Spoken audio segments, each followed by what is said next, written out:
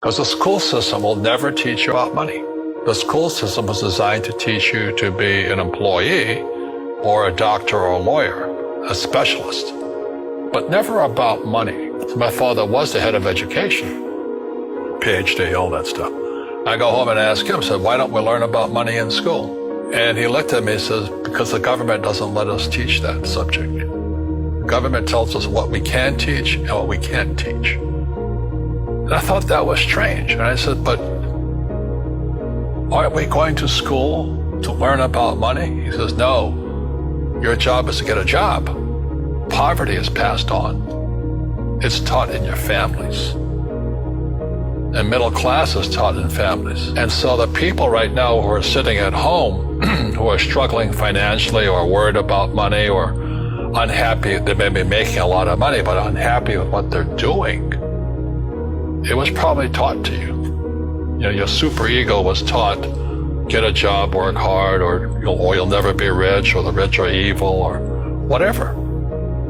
If you're poor, you'll always be poor. Money will disappear that fast. Just like most pro athletes, you know, they make millions of dollars, and but 65% are bankrupt 5 years later. It's because they come from poor families. Now you tell them that, they get very angry at you. It's not, it's the rich fault. You know, it's you guys ripped me off, and government ripped me off. But unfortunately, what Mr. Lipton was saying, it's passed down genetically. The moment I pay you, you think like an employee. Entrepreneurs work for free. You see, people say, well, why don't you give the poor money?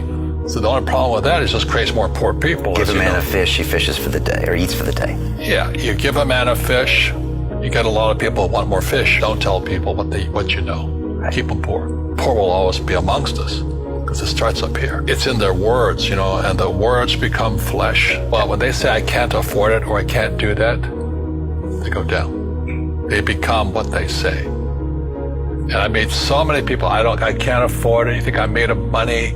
Poor people say I can't afford it, I can't do that, I don't have time. Because this is an escape. It's an escape. You know what I mean? It's easy to say I can't afford it. Oh, I'm too tired. Oh, I can't go to the gym.